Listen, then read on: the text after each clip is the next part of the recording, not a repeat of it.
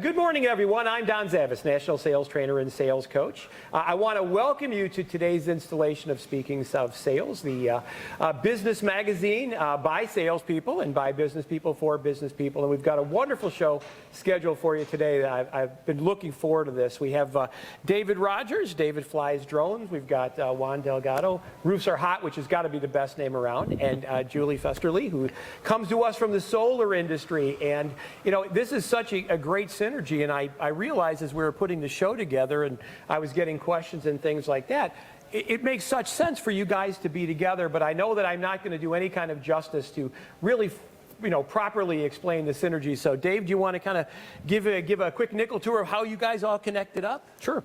I met Juan at a local networking event, and we struck up a conversation around his pain points and my services that I provide with aerial inspections for roofs. And at that point, it was just a simple conversation about providing him the ability to gather more data, close more deals, make more measurements, and provide his customers really some great visual information, whether it be through thermal imaging and finding, you know, hidden water damage and things maybe you can't see with the naked eye. True, yeah. But it was a great opportunity to meet him, and then I met with Julie as well, and we started talking about doing the same thing. So finding a roof that needs to be done, maybe it doesn't have solar, and really providing them value that they can actually relate back to their customers and actually capitalize on from a sales perspective. Yeah. Now, it's interesting because when you think of drones, I never made the connection with solar and roofs. I thought drones were kind of, for the longest time, just kind of like a toy and fun to play with, you know. But I got to imagine, you know, Juan, in your situation, especially here in Tucson, when it gets, you know, 110 plus, the last place you want to be is on a roof. You know, how has that affected the roofing world? So like I tell people, my goal is to not be on a roof when it's 100 degrees, but that doesn't happen quite often, you know, especially being a roofer. But so with the drones, I've been using high resolution aerials for a while, and I know a lot of roofers, seen a lot of roofers, they buy these drones, they don't use them because they don't know how to use them. They don't know how to, you know, use the technology and use them appropriately, and they spend $1,000 on this drone, and it just sits there on their office. Sure. Oh yeah, I got this really cool drone that does all this stuff. Well, when was the last? Oh, well, I didn't have time. It's like, oh, okay. So, and I actually bought a drone for my my boy, thinking that, well, yeah, I'll have him. Sure. No, but when I ran into Dave, I was like, I know how beneficial it is to have this type of service, and I've already used him numerous times. I'm going to use him some more on data collection, and it just helps me out so much because I'm able to. It helps me provide a better service, better product. It closes the timeline in regards to providing a quick estimate, accurate estimate to my customers or prospects. So it just really helps out a lot. So.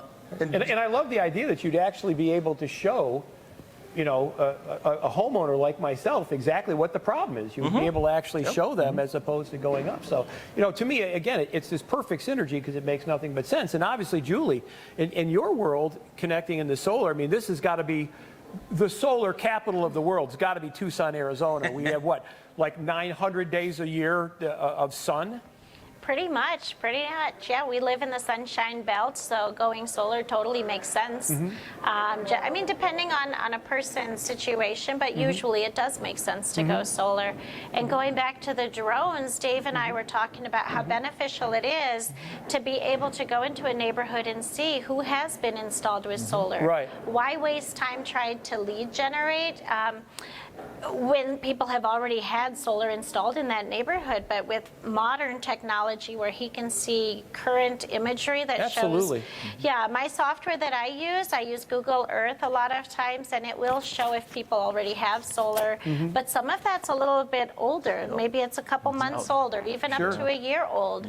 So we like to see the current stuff, and that's where Dave comes in, and he can offer that. Sure, and I would imagine a drone would get within feet where Google Earth might get within Miles. You know, I was Miles. going to say, yeah. I mean, I remember seeing my house from space, right? And I saw my roof, but it had no detail. I mean, this, you know, some of the things that you can get. So, you know, David, now in the drone world, it has taken such a change because I think originally when it came out, it was kind of the toy. What are the kinds of clients? I mean, people would hire you to you know, make money developing something like that. What would your kind of ideal situation be? What do you find that most people pick up the phone and call you with? Sure. So, you know, there's several different key segments in the drone industry. There's people that focus on what I call the pretty stuff, which is, you know, the marketing videos, the real estate, right? Those kinds of things.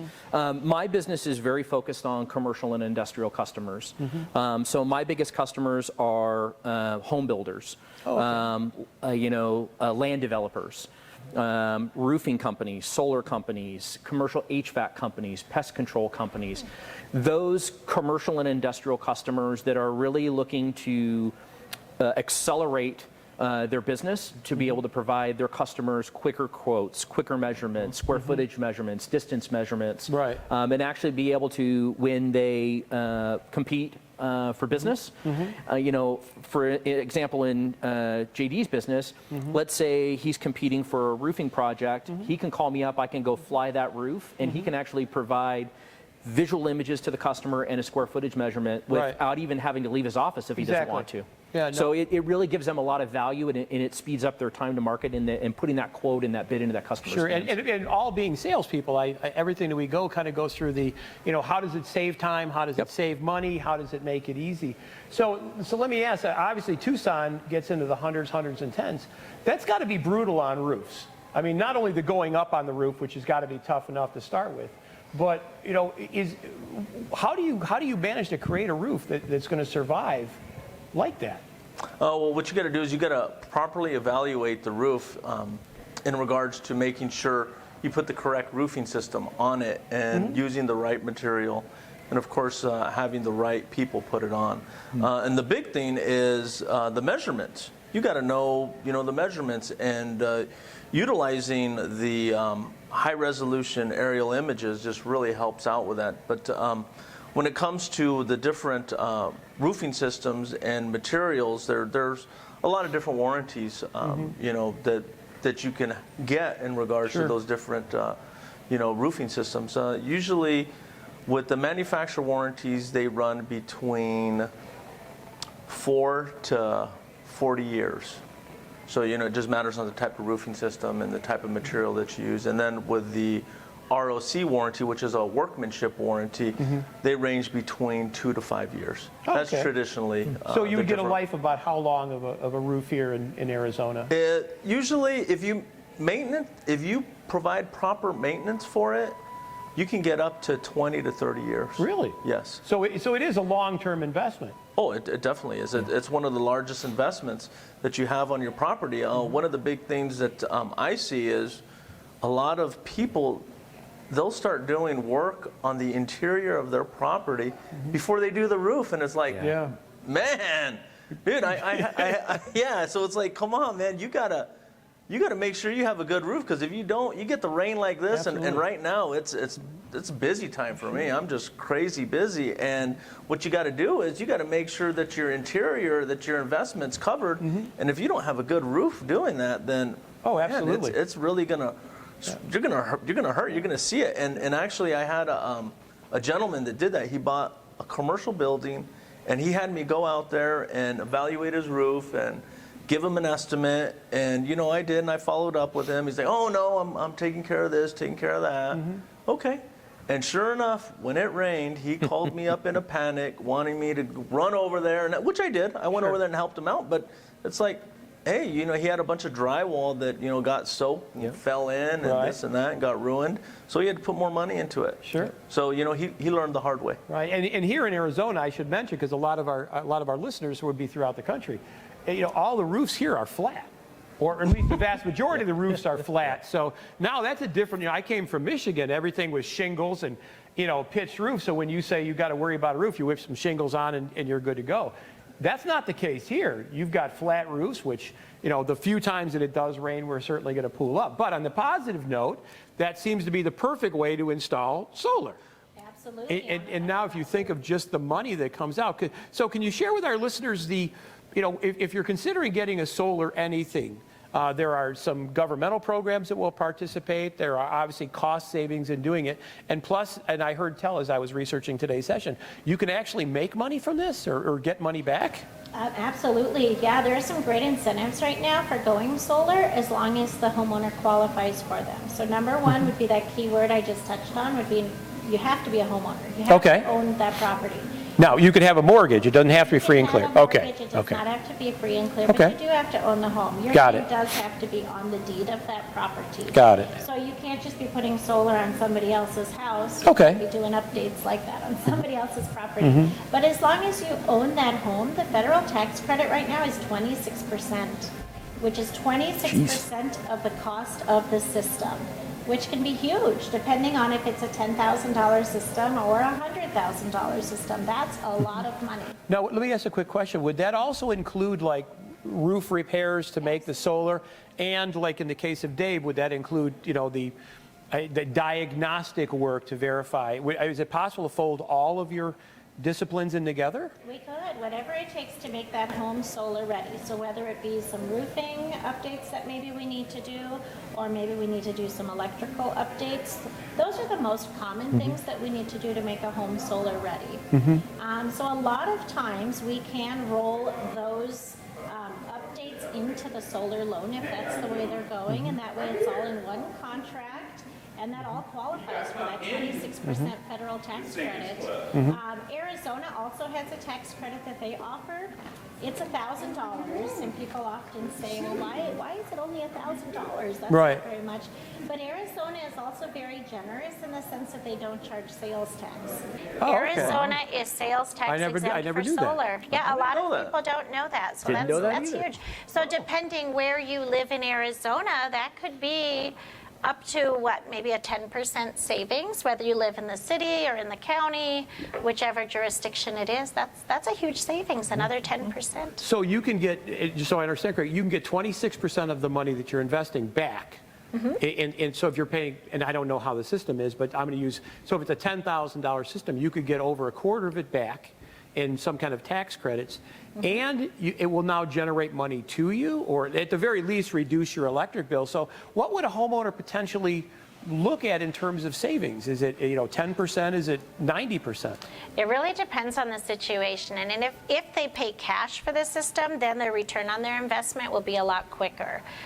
There are discounts for paying cash for a system, but it really does depend. How much are we putting into making the home solar ready? So that's really, that's a great question that you're asking, but it's a very customized question. It's very customized to the homeowner.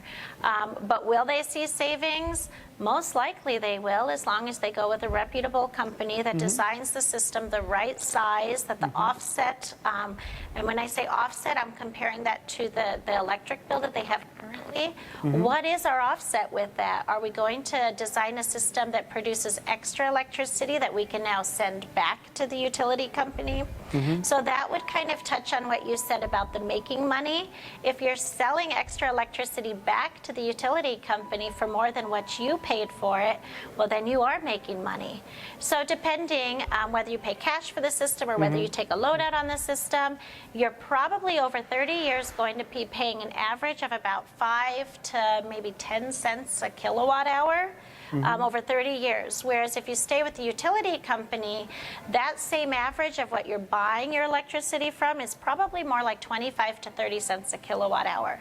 So remember the old saying, a penny saved is a penny earned? Well, yeah. That's a lot of pennies that you're saving, right? And the fact that my electric can send me a check back is just, it warms my heart. So no, and again, if you start thinking of the synergies, so what types of data would actually get collected? I'm fascinated by drones, and again, now that I see that there's applications for everything, military and construction, and now every new technology they can put on these wonderful things. So what kind of data can you collect? Is there kind of the, here's a list of all the things we can do?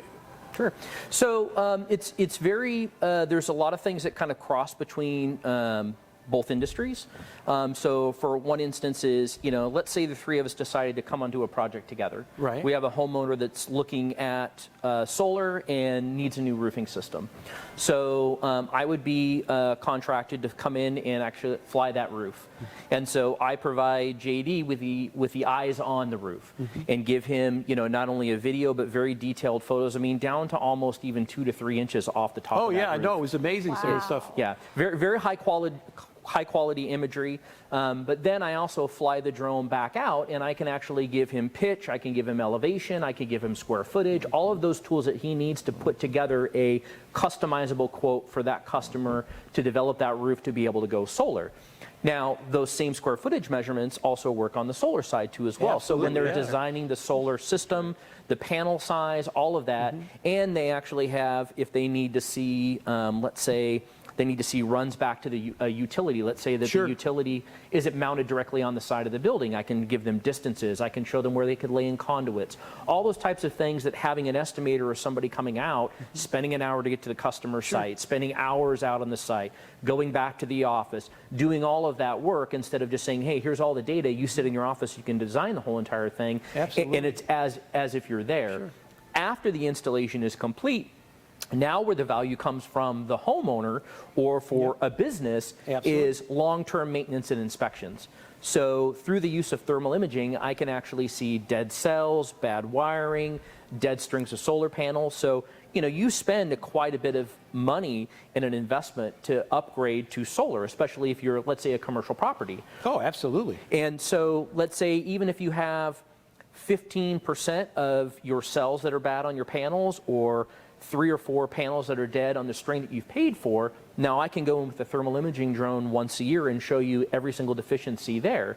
And if you were invested in a maintenance plan or if you were invested in a long-term warranty, you can take that information back to your solar provider and say, hey, I have visual documentation. Sure, I can show you right here. Here's the 3 panels that need to be replaced, and it makes it a lot easier for them because now they don't have to send a technician out and spend multiple hours to try to figure out where the problem is. I love this. I love the idea, and again, for our listeners, this save time, save money, make money, in terms of getting it back. In fact, and you were kind enough to show me some of the videos you did of subdivisions that are actually being created where you can, fly over and you can look and, as they put in roads and as houses get built and, little pictures of cars and that part to me is amazing because, without that, the time before drones, I guess you could have a helicopter and you could kind of do it, but, I mean, you'd think of the, how cost prohibitive it was for all of the stuff that now becomes commonplace. And now when you talked about real estate, now, every house for sale has got to have the fly through and that every property that you see and every resort and every hotel. And now if you don't have 97 views and, aerial views, now it's almost like you don't even participate. It's become the standard. Absolutely. And I'll give you an example. So yesterday, actually, I was heading over to do a flight for a large home builder here in the Tucson area, and they have a brand new property that they're just starting to develop a subdivision on. And so I give them updates to show them progress so they can keep track of their contractors to make sure that they're getting what their contractors are telling them that are done and delivered, which they love because it keeps the contractors accountable. But while I'm sitting there, I'm looking at a neighborhood with some roofs that have some serious issues. And Julie actually pulls up right next to me and says, "What are you doing?" And I said, "Well, I'm flying this neighborhood for Juan. I'm going to give him the data. And he can go into this neighborhood and see every single roof and target market those specific neighborhood." And I said, "Oh, by the way, I can also tell you every single rooftop that either does or doesn't have solar." So instead of them spending extra marketing dollars to go knock on people's doors that aren't qualified, they can send me out and I can pre-qualify an entire neighborhood for them, and they can target and focus directly on customers that they know that are already qualified for their products. So if I was a roofing contractor, or I was a solar contractor, or a real estate agent for that matter, they would reach out to you and say, "Could you do these 5 blocks?" Sure. Find out what you have. Sure. And the ones that are in bad shape, we could say, what would you say? Here's a picture of your roof, and here's the gaping holes, or you can use it any way you choose. So my business model is the collection of the data. Got it. So if, let's say, you're a pool maintenance company. No, you're fine. You're fine. You're fine. Let's say you're a pool maintenance company, Right. and you want to go after, pools in this particular subdivision because I provide cleaning services and all of that. Hey, Dave, can you fly this neighborhood and tell me every single address? And I can do that too as well. I can take the imagery and overlay it onto Google Earth and actually give you the physical address of every single home in that neighborhood that has a pool. Now, you as a pool guy can go out and knock on the door and go, hey, I understand you guys have a 22-foot pool in your backyard. Who are you guys using for your pool maintenance? I love that. And why knock on people's doors and just have them say, oh, well, we don't have a pool. Right. So you're target marketing that specific area. And you in would that be able to specific tell them the neighborhood. size of the pool, the Absolutely. type of the pool. Yep.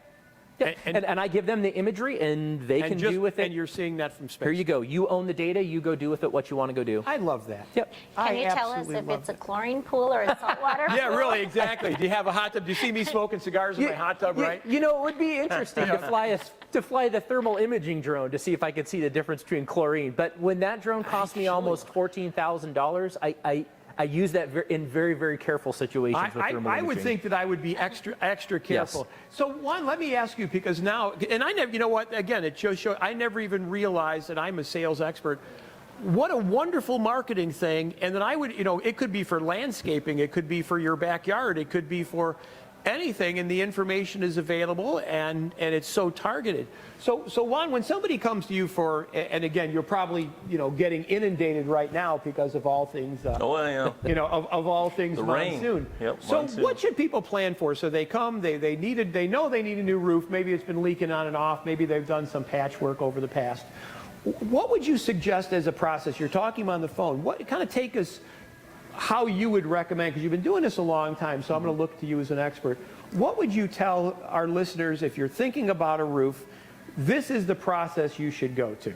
So what I do is, before I actually talk to them and have a conversation with them, I'll gather some data before I do that. And what I'm able to do is Look at their roof. with the high resolution images, I'm able to actually measure their roof without even going up on their roof. And right on my iPad right here, see this thing right here? And I use technology, and that's what really sets me apart from It is amazing nowadays, a lot of the other roofers. This is my workhorse right here. I don't have to go up on the roof and throw a tape measure down and measure all these different slopes. I just go right on here, and I have the software, the app. I'm able to measure it all up. So before I even go out there, I'm able to have an educated conversation with them about their roof, about their slopes, about pricing. So, if they're looking So you could actually give them a version of a price heck right yes. over the phone. I can do virtual estimates. I do virtual estimates actually pretty frequently. I have a whole program and actually another LLC that I have called Virtual Estimating. I just got so busy with my roofing business, I haven't had time to actually launch that one. But it's a great, using this technology has really separated me from a lot of different roofers, because there's a lot of roofers that still have to go out there. They want to go out there, and they have to throw the tape measure down before they even know what they have, or I'm able to pull up these high resolution images so I know what type of roof it is. And I wanted to go over this. The three of the most popular roofs here in Tucson, you have your, like you said, the built-up roof, the flat roofs.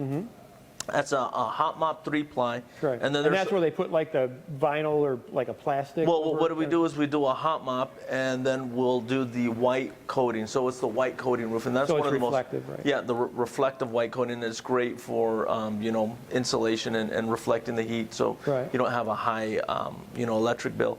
The other one is a shingle roof, and pretty much everybody knows an asphalt shingle roof with a slope, and the other one's a concrete roof tile. And you have your flat roof tiles and then your S tile. Right. So those are pretty much the three most common roofs. Of course, you have your metal roofs and some of your other roofs, which are very expensive. But those are probably the three most cost-effective roofing systems that are here in Tucson. But so answering that question, so I'm able to walk them through this process, and I'm able to ask the right questions, have the right information, and then I'm able to go out there, set foot on their roof, or talk to them, and give them a very accurate price. Of course, there's other variables that come into that you wouldn't uncover until you're actually on the roof. That's right. Sure. And I call those unforeseen. They're unforeseen variables that just are part of the construction Right. business. But I would think as a homeowner, coupled with what you're able to provide, coupled with the drone concept, you would bring enormous value to the homeowners because you now have the information right there. You can actually show them the picture or the video of, you know, a potential roof damage, or maybe where what. Again, I'm not a roofing guy, so if I say something, please, don't reflect badly on him. But you would be able to go to a homeowner, because most homeowners never go on the roof. You're basically taking someone's That's right. opinion. They don't know how big it is. They've never had a dimension because they've never been up there.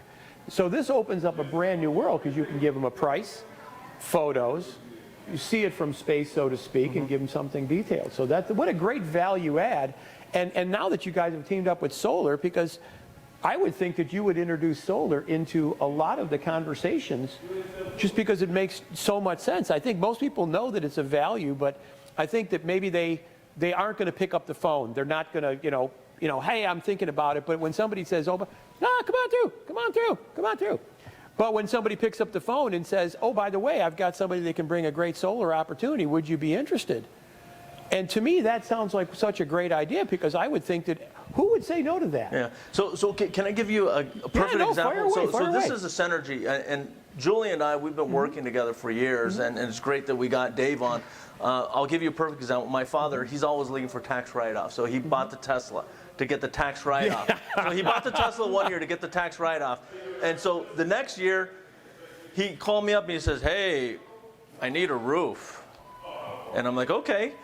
And then I mentioned solar also, because if you get a new roof, it's perfect time to put on solar also. Sure, absolutely. Because then he was like, well, if I'm able to roll the roof and get the solar, now he's able to write all of this off, and he already has a Tesla, so he wants to have the charging station and everything. So Julie and I, we were able to team up, and she was able to, you know, put that together, and I'll let her tell you a little bit more Sure. about that. But that's how that works. So I already went over there, already talked to him, already got him set up in regards to how much it costs and so forth. And then Julie came in and she did her thing, and I'll let Julie tell you a little please, bit because more I'm about fascinated by that. scenario. Because again, it never occurred to me like the person that has a Tesla would be a perfect opportunity for that. So how were you able to kind of pull this all together? This was another thing. This is what he always, after he got the solar, man, he keeps on taking pictures of his electric statement. It's like $2, $3, and he sends it over to me every single month. He's the smart one, right? He's happy as can be. Yeah. He's so excited about being solar. Like, having his house being a powerhouse is so awesome. He has solar on the roof. He has a brand new roof. He's got the Tesla in the car. The Tesla car in the garage, and then he's got his wall controller there, so he can plug it in and he charges his car. And that supplies everything. Yeah, Hot water, yeah. air conditioning. It covers all the electricity in the house and the electricity to run that car. The only thing your dad needs now is he needs a power wall. He needs the battery backup. What is that? That is the battery backup storage system. So that is what makes it a powerhouse. Solar on the roof, the electric car in the garage, and the battery backup system. So the solar collects the sun. And it must store it in some kind of battery temporarily, or it could be runs through. The grid is basically our battery system. So you either use it or you sell it back to the grid. But if you don't have a battery backup system, then you're selling it back to the grid, whoever that utility provider may be. Maybe it's TEP or Trico, or in Juan's father's case, it's APS. His father lives in Bisbee. So whatever he is not using when that electricity is being produced, if he's not using it, then it's being sold back to APS. So I love that. So he would have batteries in his garage or something like that? We would probably put a power wall, or there are different types of battery storage systems available. Whatever he would go with, we would install it most likely in the garage. Now, again, as a homeowner, it's like you always knew this existed, but it's like the unicorn, right? You know, you kind of think that it might be there, but you're not exactly sure. Why would not? And again, and don't think me stupid, because I'm just like the normal guy. I would think everybody and their brother, where is the downside in doing this? I mean, I know you can lease it, as I understand it, because I done some research. You can buy it. so you physically can own it, but I understand you can also lease it. Can you share with us, when somebody gets started, much like Juan was sharing his process, so somebody's thinking of solar. So they pick up the phone and they say, "Hi, Julie, I'm Don.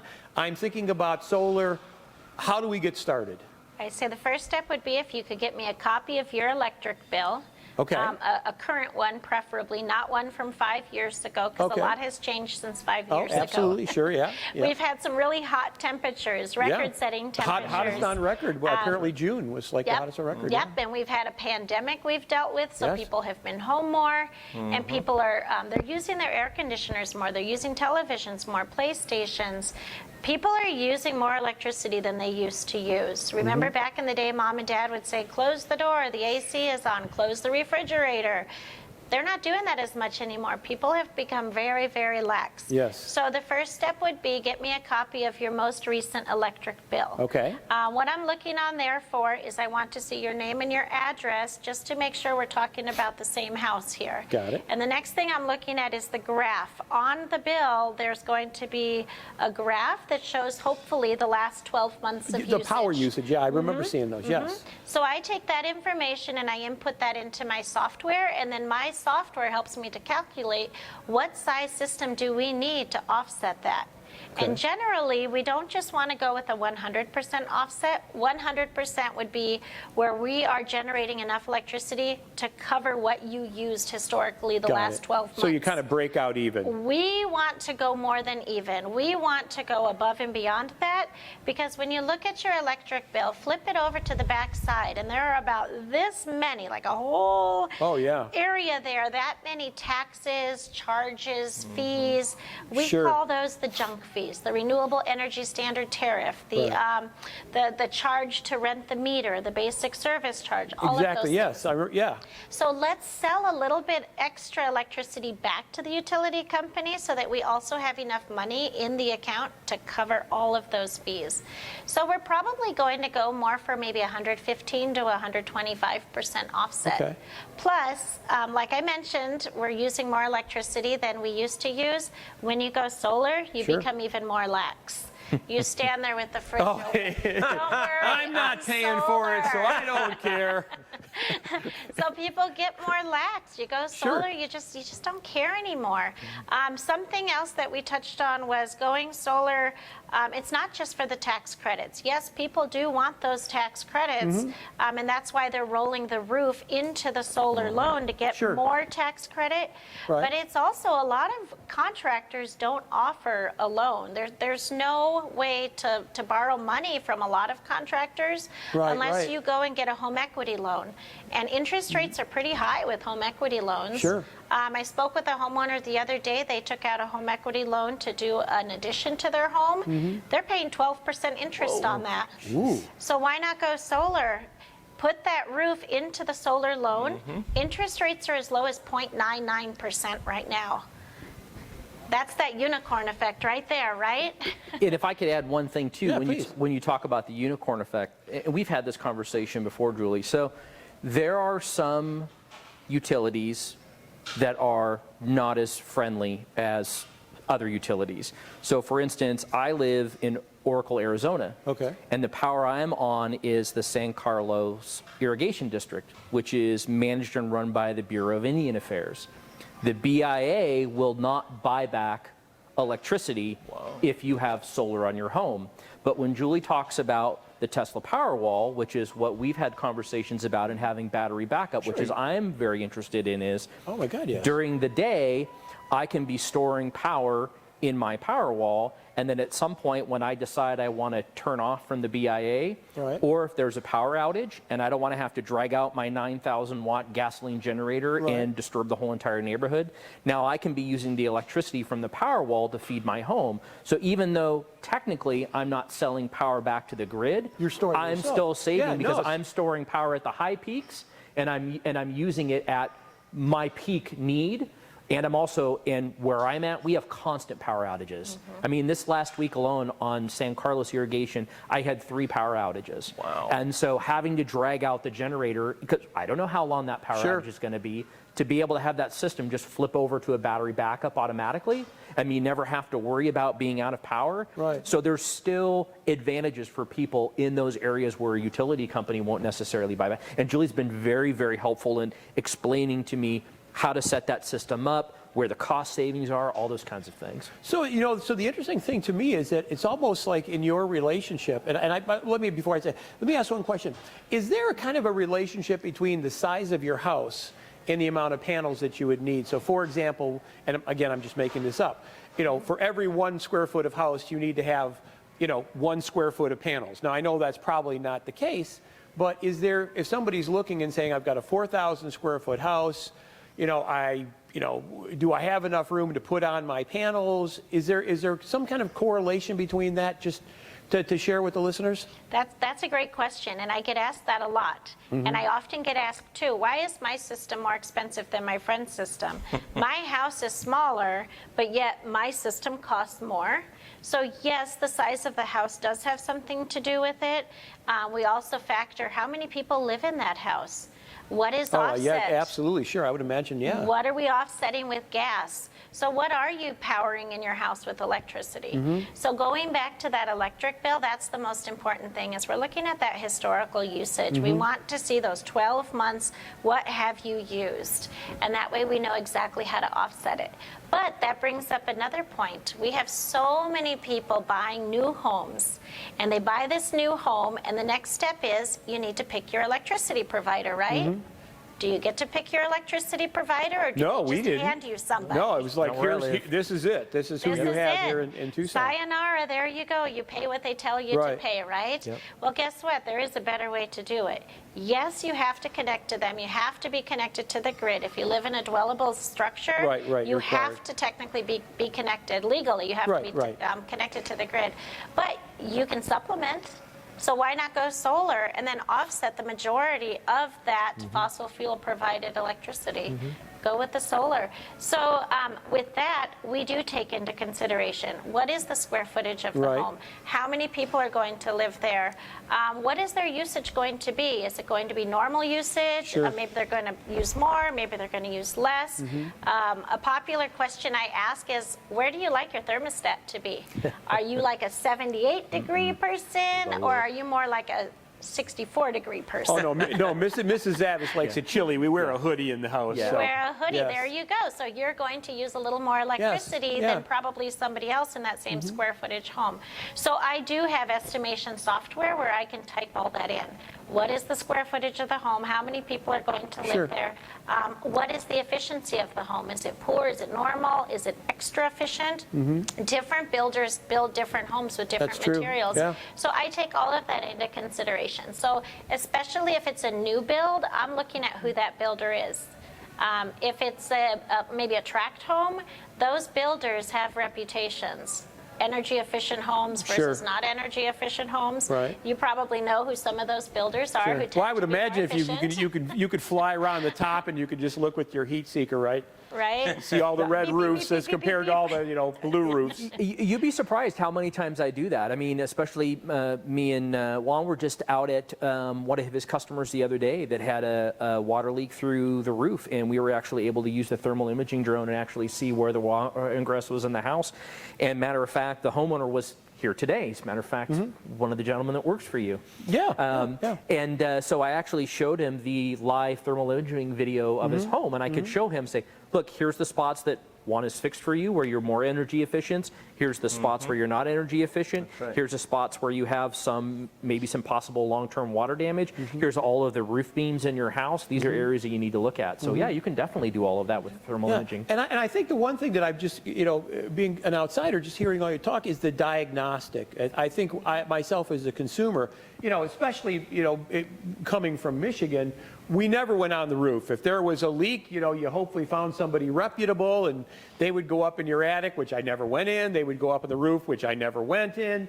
And they would say, here's your problem, and you'd be like, okay. And you have to trust these people. And not that they were questionable, but as a homeowner, I always wish for the diagnostic. Show me something that, like a CAT scan, when, your doctor makes you take a CAT scan, and you all point at whatever it is, and this is it, right? We can all see that.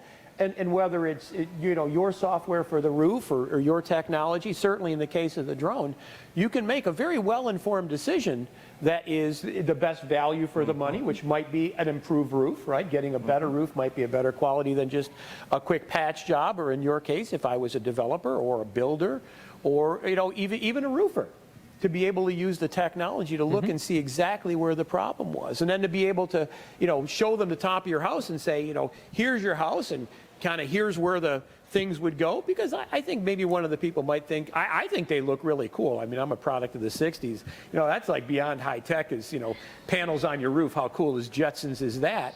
Yeah, exactly, right?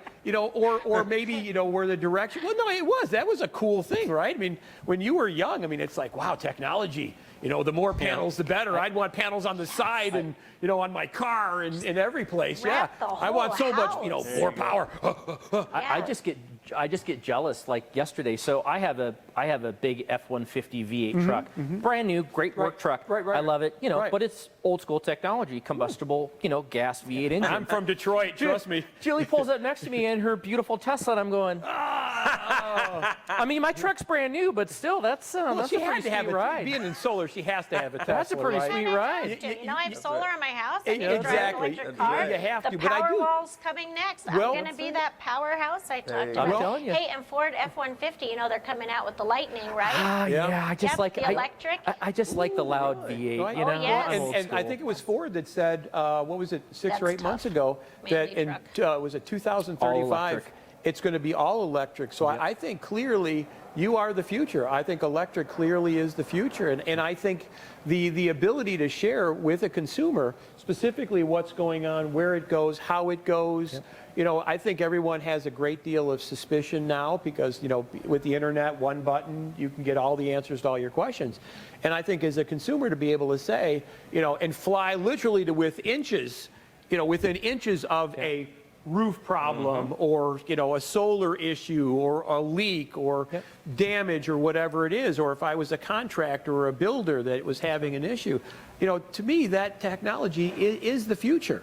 It's just a matter of time before everyone, it's going to be some part of our lives, and the more that we do, the more that it gets involved with. So as we kind of close up our conversation today, how would they get a hold of you, Dave? Can you kind of share with all your contact information? At the end of the video, we'll certainly have that in there, but how would they get a hold of you, and why would they get a hold of you? What would be the kinds of things that people would say, Dave's my guy? Yeah, so first of all, the easiest way to get a hold of me is you can go to my website. It's davefliesdrones.com. Which is a great name, by the way. I mean, really, Dave Flies Drones. I have to be better. I have to thank my mom, because if it wasn't for her, Mom. it would be like Richard Flies Drones, which just, wouldn't work as well. Yeah, it doesn't have the ring to it. It doesn't have Dave Flies Drones. It just sounds like you got to call Dave. That's right. Not Dave does drones? No. Dave Flies Drones. Yeah. That's why I said if it was Richard, it'd be a whole different company name. Flights. I think the idea of flights is just such a cool way to describe it, too. Yeah. So I'm sorry. How would they get a hold of you? Or you can call me direct. I service all of the Arizona market, so I do go to Phoenix several times a week up there for customers up in Phoenix, too, as well. So my phone number is 520-314-7916, or you can email me at davefliesdronesaz.com. And I think the biggest reason why you would come to me is, I'm one of probably one or maybe two folks here in the Tucson market and the Phoenix market that has really developed relationships with other subcontractors. Absolutely. And so when you call me out to look at a roof, you call me out to map a development, you call me out to do some of these things, I'm looking at it through the eyes of the people that I work with. So I'm looking at it as hey, I notice also that, I'm checking out your landscaping for you, or I'm trying to find a pack rat infestation with a thermal imaging camera, which a lot of other people here don't fly with thermal imaging because it's pretty... It's expensive. It's a $14,000 investment. Absolutely, sure. And, the insurance I carry, the FAA licensing, and that's a big one. There's a lot of people flying drones around that are using them for commercial purposes that do not have an FAA commercial certificate, that have not gone through the process, that don't know the flight rules, that don't know no-fly areas like Davis-Monthan Air Force Base. Don't fly down there unless you have a waiver, which it's taken me. I can see why. Which it's taken me a long time to get that waiver, but you have to go through those processes and channels. So those are the biggest reasons why, but I'm looking at it through the eyes of, do you need a new roof? Do you need solar? Do you need, pool maintenance? Do you need, so I can bring other subcontractors Absolutely. into as well to service the homeowners. And your website, I think you have some information on your website as well. Yeah, my website, if you like watching YouTube videos, which I'm all about being a They're drone really guy. cool. I'm telling you, check them out. They are really cool. Yep. It is interesting. So that's wonderful. Juan, how would they get a hold of you? Roofsarehot.com. Perfect You name. can go online. I have a order form or a form that you could fill out, and that'll go directly over to me. Or you can call or text 444-3178, area code 520-444-3178. That's my direct number. So yeah, you can either call, text me, or go on my website and fill out that form, and I'll get that directly. And yeah, I mean, having Dave, part of this Synergy partnership is just great, because like I was just thinking, for my father, if we could have just had you go out there, you could have went out there and just took care of everything, and then bam, absolutely. sent it right over to me and Julie, and then we're able to start working on it and do our deal, and then bam, we're able to put everything together, a whole package together. And there's great breweries in Bisbee. I like it. Very much so. It is. It's a great And Julie, place. how would they get a hold of you? The best way to get a hold of me would be on my cell phone, because then that's just direct. It's 520-307-1013. I'm also on Facebook and Instagram. You can find me there at Solar Power, Julie Festerling. And if you want to check out my company's website, that would be iconpower.com. And it's abbreviated iconpwr.com. But again, my phone number is 520-307-1013. Great. And so, and again, so thank you so much. I appreciate you joining me today. This was, it continues to be a fascinating subject for me. I'm Don Zavis, National Sales Trainer and Sales Coach. I want to, again, thank you for joining us for Speaking of Sales. I encourage you to reach out to our wonderful guests. If you need any information, you can always go to our website, donzavis.com. It has my contact information, and it would be my absolute great pleasure of connecting you up. So thank you so much, everyone who's listening. I wish you good selling. Bye-bye. Bye.